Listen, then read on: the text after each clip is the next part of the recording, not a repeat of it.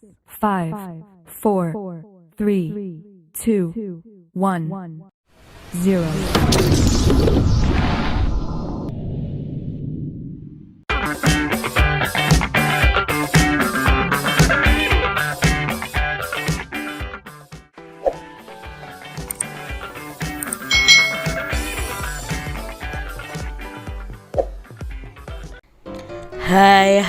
Hai, selamat datang di channel YouTube Kak Citra. Apa kabar adik-adik semuanya? Kak Citra berharap kalian dalam keadaan yang baik, sehat, dan siap untuk belajar ya. Hari ini kita akan belajar bersama-sama untuk mata pelajaran tematik kelas 5. Kita masih belajar di tema 7, peristiwa dalam kehidupan, subtema 3, peristiwa mengisi kemerdekaan, pembelajaran yang ke-6. Mari adik-adik kita belajar dengan penuh semangat ya. Sikap kepahlawanan dan patriotisme tidak hanya dibutuhkan dalam meraih cita-cita kemerdekaan bangsa, namun juga dibutuhkan dalam mengisi kemerdekaan adik-adik. Jadi kita harus mengisi kemerdekaan ini dengan hal-hal yang positif. Ingatlah sikap kepahlawanan dan patriotisme yang ditunjukkan oleh seorang guru. Manfaat apa yang kamu rasakan terhadap sikap kepahlawanan dan patriotisme seorang guru? Nah, karena gurulah kamu bisa membaca, menulis, dan berhitung, serta menguasai ilmu pengetahuan dan teknologi adik-adik. Kamu pun diarahkan untuk menguasai berbagai keterampilan. Jadi guru itu termasuk salah satu pahlawan adik-adik.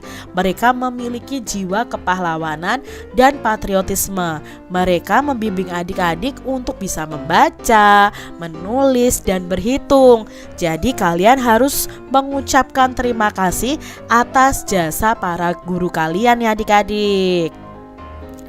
Adik-adik, bisakah kalian membayangkan jika guru itu tidak memiliki sikap kepahlawanan dan patriotisme? Pasti kamu akan menjadi anak yang miskin ilmu dan miskin keterampilan. Kamu akan tumbuh menjadi generasi yang tertinggal. Guru merupakan pahlawan masa kini bagi kita. Kita harus menghargai jasa-jasanya ya adik-adik. Berbagai peristiwa dari penjajahan, pergerakan dan kebangkitan nasional, proklamasi kemerdekaan, dan usaha mempertahankan kedaulatan bangsa dan negara telah melahirkan banyak pejuang dan pahlawan bagi bangsa kita. Nah, jasa mereka begitu besar adik-adik. Kita pun harus terus juga bisa menghargai mereka. Bagaimanakah caranya? Mari kita baca bacaan berikut ini adik-adik. Di sini ada bacaan yang berjudul Menghargai Jasa Para Pahlawan. Bangsa yang besar adalah bangsa yang bisa menghargai jasa para pahlawan adik-adik. Nah, kata-kata ini biasanya itu tertulis di makam-makam pahlawan adik-adik. Jadi bangsa yang besar adalah bangsa yang bisa menghargai jasa para pahlawan. Pepatah ini mengingatkan kita untuk selalu menghargai jasa para pahlawan. Para pahlawan itu telah berjuang dengan mengorbankan harta, lalu mengorbankan benda, jiwa, bahkan nyawanya untuk meraih kemerdekaan seperti yang sekarang ini kita nikmati. Berkat pengorbanan dan pengabdian dari para pahlawan ya adik-adik, bangsa kita itu bisa terlepas dari penjajahan dan menjadi negara yang merdeka, bebas, dan berdaulat. Jadi kita perlu menghargai jasa para pahlawan ya adik-adik ya. Nah, kini kamu sebagai putra-putri penerus bangsa mempunyai tugas meneruskan cita-cita para pahlawan. Kamu berkewajiban melanjutkan perjuangan pahlawan sebagai pahlawan pembangunan, mewujudkan bangsa Indonesia yang sejahtera, aman, damai, tertib, tentram, dan bahagia. Dengan demikian, kamu telah turut menghargai jasa para pahlawan yang sudah berjuang untuk kita semua adik-adik. Untuk menjadi pahlawan pembangunan, kamu dapat menerapkan nilai-nilai kepahlawanan yang telah ditunjukkan oleh para pahlawan kita yang dulu. Berikut nilai-nilai kepahlawanan yang dapat kamu terapkan dalam kehidupan sehari-harimu. Nah, di sini yang pertama adalah mau rela berkorban. Adik-adik bisa sikap rela berkorban ini adik-adik kalian lakukan dalam kehidupan kalian sehari-hari. Sikap rela berkorban adalah sikap yang lebih mementingkan kepentingan bersama di atas kepentingan pribadi kita. Nah, sikap rela berkorban ini dapat dibiasakan di lingkungan rumah, keluarga, dan masyarakat. Kita itu harus peduli ya kepada orang lain, mau membantu orang lain. Itu adalah contoh dari sikap-sikap kepahlawanan yang bisa kita lakukan, yaitu dengan rela berkorban. Yang kedua adalah dengan berjiwa besar. Berjiwa besar adalah sikap yang mau menerima segala yang terjadi dengan sabar dan ikhlas. Berjiwa besar itu dapat diwujudkan dengan mau menerima kekalahan dengan ikhlas, meminta maaf dan memberi maaf. Jadi adik-adik kalian bisa tunjukkan juga sikap kepahlawanan kalian dengan berjiwa besar. Kalau kalian sedang bermain, misalnya kalah, ya kalian harus menerima dengan ikhlas. Mengikuti lomba kalian kalah, ya terima itu dengan ikhlas, dengan berjiwa besar ya. Lalu kalian ketika berbuat salah harus berani meminta maaf, itu berjiwa besar.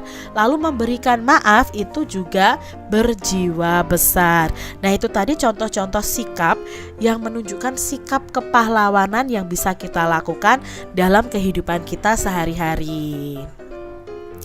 Adik-adik, nah di sini kita akan membuat peta pemikiran dari bacaan cara menghargai jasa pahlawan tadi. Nah, cara menghargai jasa para pahlawan itu yang pertama adalah lebih mementingkan kepentingan bersama di atas kepentingan kita sendiri ya, di atas kepentingan pribadi. Lalu peduli kepada orang lain, mau menerima segala yang terjadi dengan penuh kesabaran dan keikhlasan, mau menerima kekalahan dengan ikhlas, meminta maaf dan memberi maaf. Nah, ini cara menghargai jasa para pahlawan kita. Nah, adik-adik, ayo kita belajar dari sebuah masalah. Di sini nanti akan disajikan sebuah masalah dan kita akan mencari solusi atau mencari saran yang tepat dari masalah tersebut. Yang pertama, bel tanda masuk berbunyi. Semua siswa masuk ke kelas. Ketika akan masuk ke kelas, tidak sengaja Bambang itu menginjak kakinya Heru. Bambang minta maaf kepada Heru, tetapi Heru justru memarahi Bambang. Heru menganggap Bambang ini sengaja menginjak kakinya. Persoalan sepele tersebut menjadi besar. Nah, menurut adik-adik, jika kalian menjadi Heru, tindakan apakah yang akan kamu lakukan kepada Bambang, adik-adik? Nah, kalau kalian jadi Heru tadi kan marah-marah ya. Nah, seharusnya apa? Ya, jika kita jadi Heru, sebaiknya kita memaafkan apa yang dilakukan oleh Bambang, karena hal itu juga tidak sengaja, bukannya malah marah-marah ya adik-adik ya. Lalu jika kamu menjadi Bambang nih adik-adik, tindakan apakah yang kamu lakukan kepada Heru? Ya, harus berani meminta maaf ya, dan menjelaskan bahwa yang telah kamu lakukan itu tidak sengaja ya. Kalau kalian berbuat salah harus berani meminta maaf. Sekarang permasalahan yang kedua. Di kelasmu itu sering diadakan ulangan harian. Pernahkah kamu mendapat nilai yang kamu harapkan dan nilai yang tidak kamu harapkan? Misalnya kamu mengharapkan nilai 100, kamu dapat 100. Lalu kamu mengharapkan nilai 100 malah dapat 50 misalnya. Nah, pasti pernah ya adik-adik ya seperti itu. Bagaimana sikapmu ketika mendapat nilai yang sesuai dengan harapanmu? Nah, sikap kalian seharusnya bagaimana? Ya, pastinya sangat senang ya adik-adik ya. Tapi di sini kalian tidak boleh sombong dan kalian harus mempertahankan nilai kalian, bahkan harus meningkatkannya. Tetapi di sini bagaimana sikapmu jika ketika mendapat nilai yang tidak sesuai dengan harapan kalian atau nilainya jelek adik-adik? Nah, kalian harus bagaimana? Ya, masih bersyukur. Lalu kalian harus belajar ya, harus belajar lebih giat agar mendapatkan nilai yang memuaskan di lain kesempatan nanti di ulangan harian berikutnya. Jadi jangan putus asa adik-adik, jangan menyerah ya. Berikutnya adik-adik, di kelasmu akan diadakan ulangan. kamu ingin mendapat nilai bagus. Karena itu kamu pun belajar dengan tekun. Bagaimana sikapmu saat menghadapi ulangan dan apa alasannya? Nah, sikap kalian harus bagaimana? Ya, tenang dan berkonsentrasi. Kalian tidak mengganggu orang lain, karena di sini kalau tenang dan konsentrasi, kita bisa mengerjakan dengan baik adik-adik. Lalu jika ada temanmu yang meminta jawabanmu, apakah kamu rela memberikannya? Mengapa demikian? Tentunya tidak rela ya adik-adik ya. Karena apa? Itu perbuatan yang tidak baik ya. Kalian harus menegur dia supaya tidak menyontek dan menasihati dia ya yang minta jawaban ini agar lebih giat belajar lagi, supaya dia tidak meminta jawaban kepada temannya. Karena ulangan itu kan mengukur kemampuan kita. Jadi adik-adik, kemampuan aku belajar sampai di sini. Kalian akan tahu dari nilai ulangan harian kalian adik-adik. Jadi kalau ada teman-teman kalian yang meminta jawaban saat ulangan, jangan diberitahu.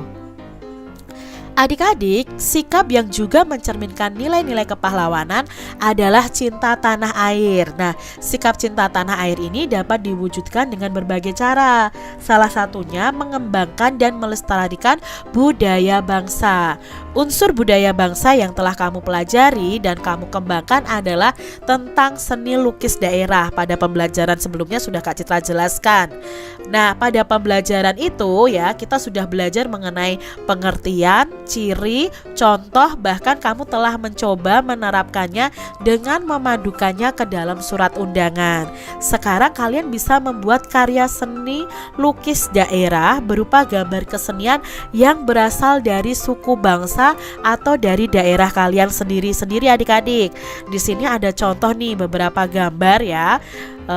Dari berbagai daerah nih ya yang bisa kalian gambar nih. Misalnya di sini ya ada tarian, lalu ada reok Ponorogo, ada wayang dari Jawa Tengah ya. Kalian bisa melukis di buku gambar kalian lukisan-lukisan tentang budaya daerah kalian masing-masing. Ini contohnya saja adik-adik.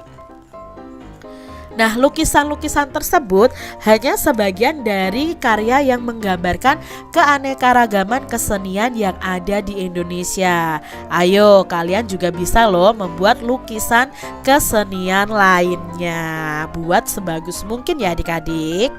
Demikian tadi adik-adik pembahasan kita di tema 7, subtema 3, pembelajaran yang ke-6.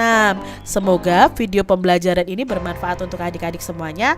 Dan sampai jumpa lagi di video pembelajaran Kak Citra selanjutnya. Tuhan memberkati.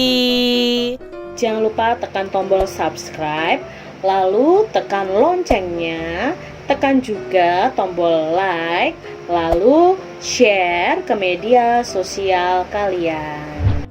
Jangan lupa untuk ikuti media sosial Kak Citra. Terima kasih.